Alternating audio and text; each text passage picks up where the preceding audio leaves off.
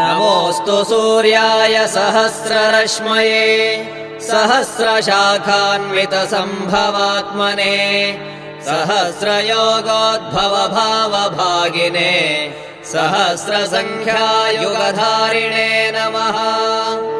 यन्मण्डलम् दीप्तिकरम् विशालम् रत्नप्रभम् तीव्रमनादिरूपम् दारिद्र्यदुःखक्षयकारणम् च पुनातु माम् तत्सवितुर्वरेण्यम्।